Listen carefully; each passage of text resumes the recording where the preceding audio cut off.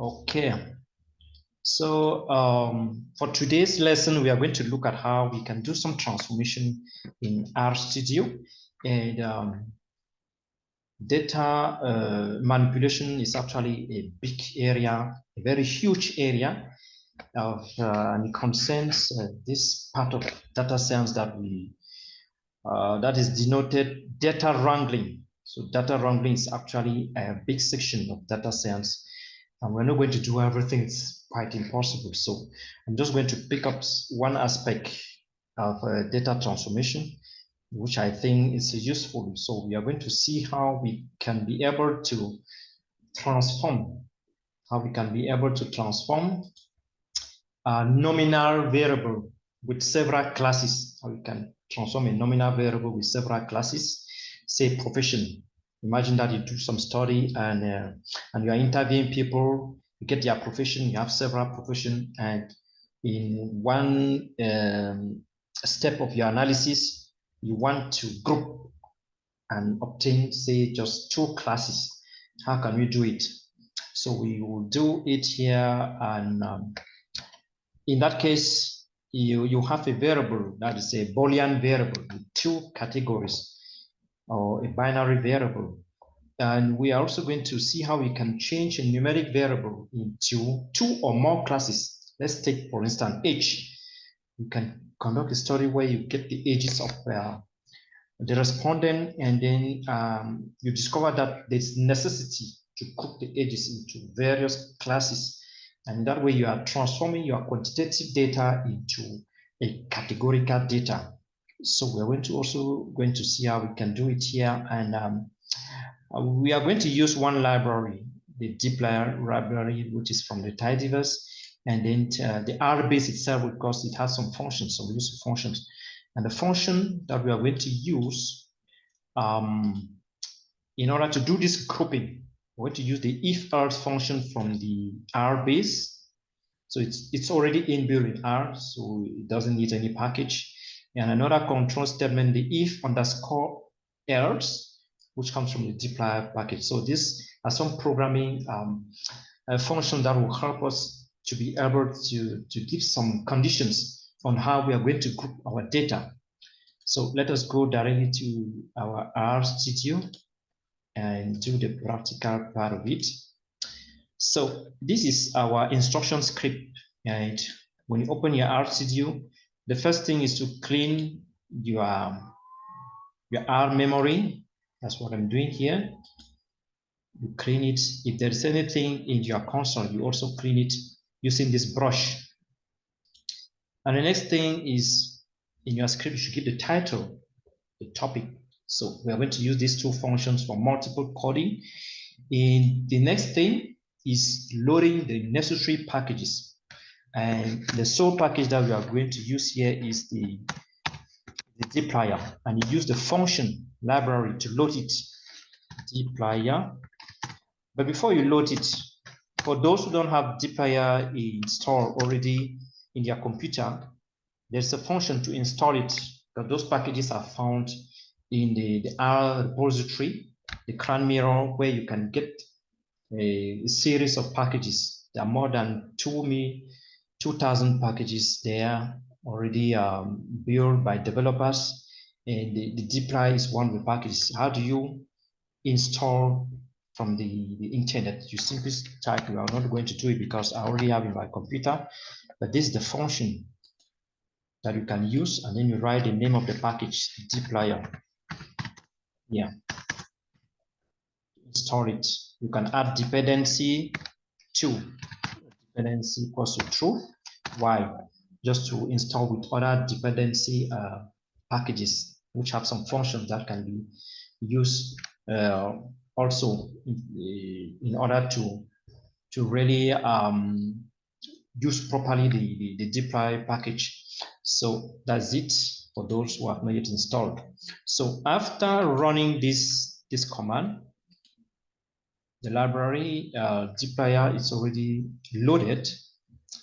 The next thing now is to load your data. So I have some data here, people's height, and this data is found here in my hard drive. Data is it here. So how do we load it? There are several ways to import data into R. I'm just going to show you one very simple way that you can import data without creating even a working directory. So it's very easy. So let's let's store that data set that we're going to import into an object called data. And mark you, R is an object-oriented language. That's why most of the time you are creating objects. So we're going to use the function read table, and within this function, we're going to use clipboard, and the separator. The separator is table. So you write this is to show that I use this slash and T, meaning that the separator is table. I'm going to show the data soon. And the next thing is to check in the data if there is any decimal point, because sometimes you may use the French decimal point and it's difficult to import your data properly. So let me share my screen so that you see how the data looks like. So this is the data here, and you see height here. The decimal point is the French decimal point. So you need to indicate in your R studio, the command that you are using to import, that the decimal point is the comma. Okay. So before that, to import using the clipboard argument, you copy. You go into your Excel and then you copy like this. Copy your table. Copy. So to your clipboard, and then you go back to your R studio. Let me show the screen. So here, the decimal point, use dec, then in bracket, put comma. That's the decimal point there. And the next thing you have to put the header, that is the names of the columns. Because you don't put the name of the column, R is going to create names by default. So you need to put header equals true in order to import. So let us run it now. So you can see here in your environment, the data 100 observation, that's 100 lines, and then 5 variables. So we can also check the structure of that data. So you use to type str to data. So you can see your data at the console here. So we have 5 variables, and this is just the identifier, maybe the identifier of the people that were interviewed. And then you have your height, which is a numeric variable, so it is well imported. Then you have gender categorical, that is female and male. Then you have countries, and then you have employment here. So probably this study was to look at the heights of people, how the heights vary with respect to gender, with respect to country, with respect to employment. So after doing that, it's always good to transform your character, your categorical variable into factors, because there are certain functions that needs that the categorical value to be transformed to factor. And transforming into factor means telling R that they are in levels, that category are actually in levels. So how do you change them? Let us take just one of them. Let's say a country. So you type data, country, and then use the assignment operator. And the next thing is to put factor.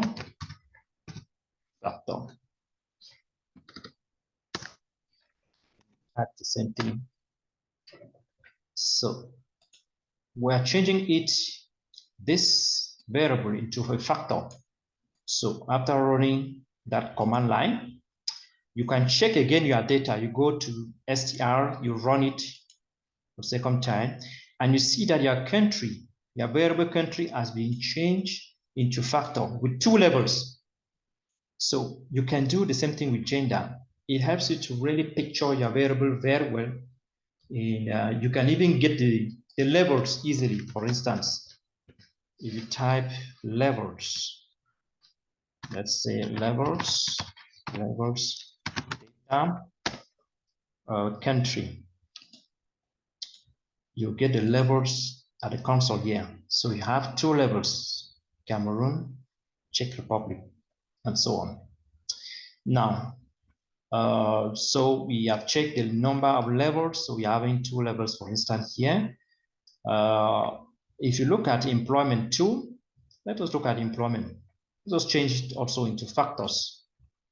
So I'm just copying the same here just to change the name of the variable. So we have changed the variable employment also into factors. So here, write employment, the same thing here, employment. Is it employment? Yeah. So let us run again, line 20. So employment here is having three levels. It's having three levels. And we may want to put those three levels into two. That's to change the three levels into two. Probably because the sample size may be distributed such that the frequencies are small. Let us even look at the frequency. So we'll obtain a contingency table here, data, employment. So at the console, you can see the frequencies of each category. So it means 29 people were bankers, 41 farmers, 30 teachers. Just imagine that you want to group them into white collar job and then black collar job. Let's say we are grouping teacher and bank together, then allowing farmer alone. So it's possible. Let's see how we can do it. You use the if-else function. Let us first write the variable that we want to do the transformation. Then we use the assignment operator, and we use the if-else function, which is already inbuilt in R. We copy the same thing here, the same variable, we copy it, and then we put in our function here. Okay. After doing it, we tell R that, okay, if employment, I want to explain the meaning of if-else, the conditional statement if-else. So you use this this operator, two equal sign, the operator. That's a logical operator telling R that if there is a teacher, if the variable or the category is teacher, write it down, teacher, change it into, say, 1. So you want to factor it, a binary variable that is just with two characters, say 1 and 0. So 1 should be teacher, then 0 should be other professions. So you change it into 1, and if the observation is not teacher, you change it into 0. Okay, so that's how we do the transformation. Or you may not put it in quotes. It's also okay because there are only two levels. So we're going to run it and then we are going to check. But sometimes you may want to create a new column so that you don't touch the former data. And here, where you have employment, you can write, for instance, let's say employment. Let us still write employment grouped. We have grouped it, employment group, so that you create a new column. So we run the code, and we can go and then check our data again, str. So this is the new column that has been created. It's a new column group. That is 1 for teacher, 0 for other profession.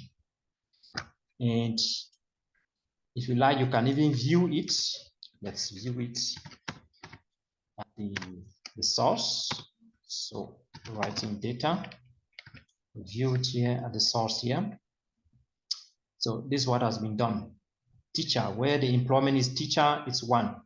Where you have other profession like farmer is 0, teacher 1, bank 0, and so on.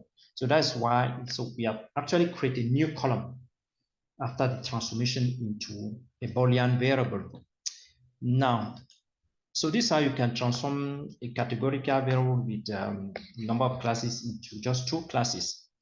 Now let us see how we can do other transformation. Let's take a numeric variable now, say height. And this height, when you look at the data, let us look back at the data frame here. Height, when you look at height, it's a bit assorted. We can first of all put it, say, in descending order, so that we really picture what will happen. So we can really order again height in descending order. How do we order it? It's easy.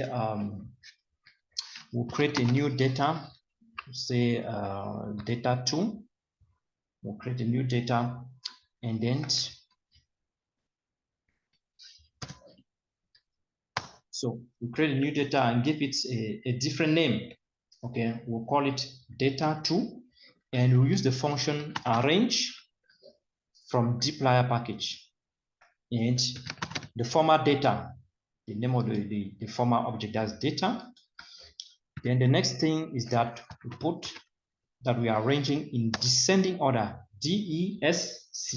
That's the argument that you use. And inside that argument, you write the name of the variable that you want to put in descending order. That's height. So we are going to create, run it. We have created a new data frame where we have arranged in descending order. You can check it. Let us use view so that we see it better. View in brackets. I'm running the code. Okay. So you can see here that it's in descending order, the heights of the respondent. So this should be the greatest height. Then if you go down, you see the, let's say the shortest person that was interviewed, 144.96. So it has order it with respect to height, or and the corresponding observations for the other variables is okay. So it has really matched them well. Now, after doing that, we could now also change the categorical, the numeric variable into classes. How can we do it? We can still use the if-else function, for instance. So we say data 2, its height that we are transforming, which is a numeric variable. And we use the assignment operator, the if-else function, and then in brackets, we're going to put the name of the data and the variable. So we are subsetting, we are choosing the variable height. This dollar operator means selecting. So that's the operator that is used to select variables from a data frame. And we put a double equal sign. Then we name, let's say we are going to, let us imagine that we are going to take as the median as the middle height, say 170 centimeter. So we are going to group the ages into short people and tall people. So we could say, for instance, we're going to use this operator greater than. So when you have the height which is greater than, let's say 170, it means that person is tall. That person is tall. If not, that person is short. So it's also going to group into tall and short. So all the heights greater than 170, those are people that are tall, and the other heights lower, short. So let us run it and check. And I'm going to change the name of the variable so that we create another column. So let's say height GP, that's high grouped. So I'll run it. And you can go to, you can view it. Let us view. And this is it here. So I've grouped into tall and then short right down here, since it was really ordered. And now we're going to do the last thing. If you want to group it into several classes, that is the ages, it becomes very, very interesting. Let's say we want to change the height into multiple classes. Let's say tall people. Those are people from 180, let's say 180 upward. Then short people. Here, when we want to write equal or less than, you have to put it like this in this form. So we are going to take people less than or equal to 150 centimeter to be short, and those in between to be medium. So let us use the same data as the data right here. So here we use the assignment operator, and we're going to use a different if else from the dplyr package. That's if underscore else. It's more performant in order to do this grouping. So we copy the same thing here. I want to copy, then I paste. Okay. Now the first thing is what? All ages greater than 180. So let me just copy this and paste it at my command here. So all the ages, all the ages greater than 180 should be considered as what? As tall. Okay, as tall. And now let us go at the line. So it's possible to continue the command line down here. You just enter here and bring it down here. And to do other groupings, so within the if else, this first if else function, we can create another if else function within it. So I'm just copying here and paste here, visit, okay, and we are going to use the same variable. We copy the same variable. I'm copying it, I paste it within that first if else function. So I'm having two if else function, one which is within the first one. So another if else function, and within this if else function, what do we want to do? All heights less than or equal to, let me copy it, less than or equal to 50 should be short, right? Should be short. And don't forget to put it in quotes. Let me put it in quotes, to be short. And any other height should be what? Medium, right? I need to close it twice because there are two brackets. You have one here to open, the first opening here, the second one. So I need two. So here I'm telling R that if there are heights greater than 180, R should quote it as tall. And at the same time, if there are heights which are less than or equal to 150, it should quote it as short. Then heights in between, that is from 151 to 180, should be medium.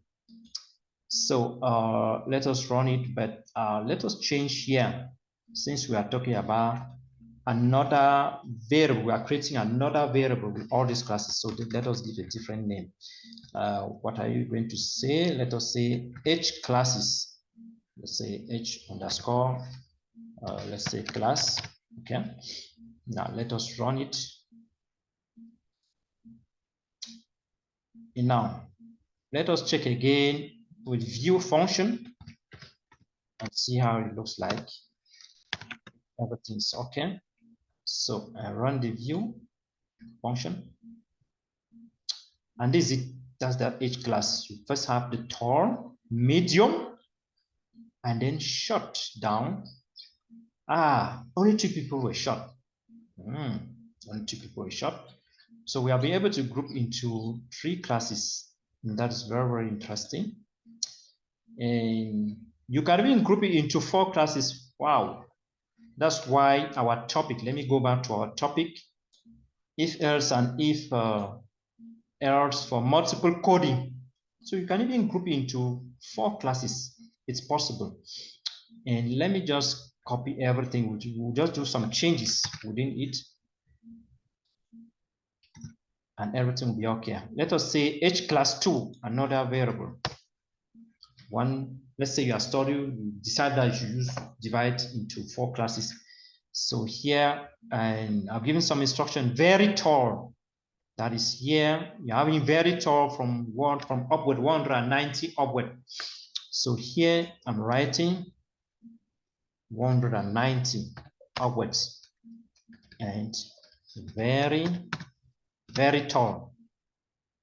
Then within it, I'm also doing another transformation that is very short, very short. So if our data very short, so here should be very short, and should be people whose heights are less than or equal to 150. And I need to remove this. I want to remove this. I want to remove this first. I'm going to put another if else again. Wow, that becomes a little bit more complicated. So within the second if else, I put again another if else and do the other transformation. So I'll copy the height again. Then I'll put in bracket. Let me bring the command down so that it should be visible here. Okay. So within it, I have again another if else. Then here, I'm taking average height. Let's say greater than 170 should be average height. Average height should be greater than 170, and R should quote it as what? Average height. Average height. If not, you should quote it as what? As short, the last one, the last class, as short. So short will be between 151 and 170, right? So let us check the brackets. I'm having how many brackets open? 1, 2, 3. So I should close it twice.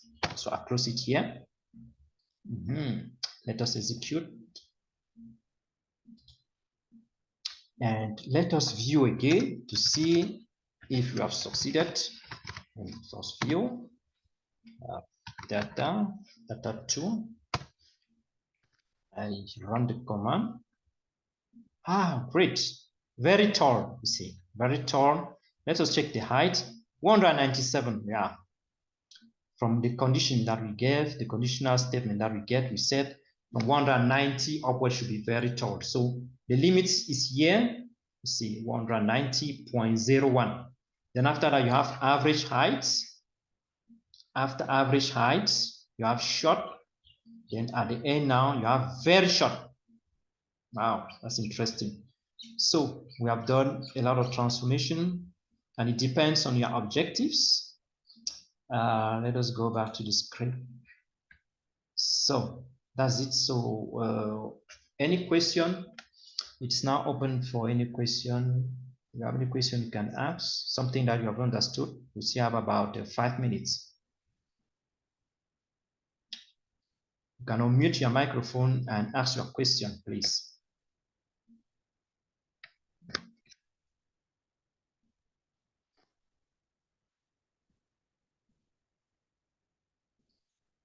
Hello?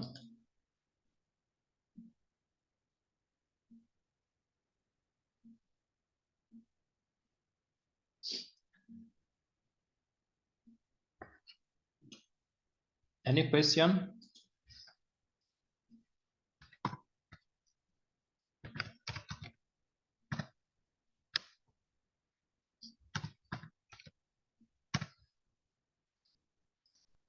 Hello?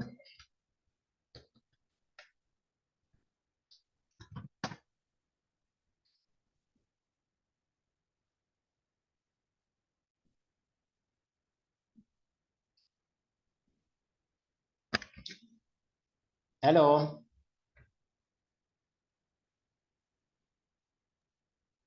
Hello? Yes, Pascal, we are hearing you. Yes. I'm here. If you have any question to ask on what we have done, please just do it.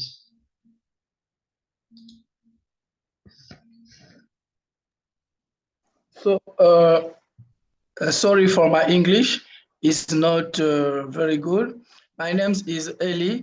I'm from Gabon. I need Yeah, Eli, you're welcome. Thank you.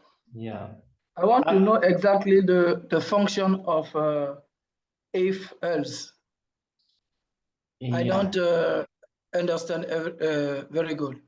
Okay, I'm going to do it. I've just sent my email. You asked for my email. I've just sent it to you. You check. Okay, thanks. Yeah. So the function, I will start with the first function if else here. Let's start from here. Yes, this is if else. Okay. It's a control function.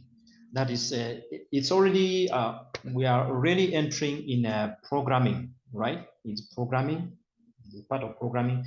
And the if else function is telling us it's actually a logical statement. When you talk about logical, it's yes and no. Okay, logical is yes and no. So the if, the if is telling us that if the heights are greater than 170 centimeter, R should change it and quote it as tall. Any other height that is not greater than 170, that is height from 170 downward, R should instead quote it as short. So you only have now two observations, that is tall and short, and it becomes like a categorical variable. But you are the one to decide. It depends on your study. If you want to quote as short and tall, it can be plants, any other thing that you want to quote. You can quote it into a binary variable in this way. And if it is numeric, you can also do the same thing. If it is numeric, let me go back. There was something here, numeric variable. Okay, yeah, this numeric, what I've just explained. If it is categorical, you can do the same thing. Like we had employment. Employment had 3 classes. Okay, it had 3 classes: teacher, farmer, and I think there was another class, teacher, farmer. What was the next class? Let me see it again. Yeah, teacher, farmer, and bankers. So you can decide, for instance, your teacher is your reference, okay? And then you quote teacher as 1, and then the rest as 0. Is that okay, Ellie? Yes, I think that's okay for me. Okay, you can write to me through my email. Then I will send you the script. I also send you the script, okay? Okay, no problem. I have many questions for analyst data for R. Okay, there's no problem. Yeah, and I will write to you. You write to me, then I will send you the script. And if there is any other question, in every Wednesday we are having sessions like this, and to share experience. I'm the coordinator of the art club, and there are other experts too within the art club that they also come once in a while and also do presentations. Okay, thank you. So, okay, are you in the future? Are you have the next webinar or just this analysis? Yes, next Wednesday we're having another. I will send the link to you. Thank you. Okay, this session is soon going to stop. So I thank every one of you. I will send you also the YouTube for this this recording, the YouTube link for this recording. We are going to upload it in the YouTube channel. Okay, bye-bye to everybody. That's so good. Thank you. Bye-bye. You too. Bye-bye. Bye. Bye.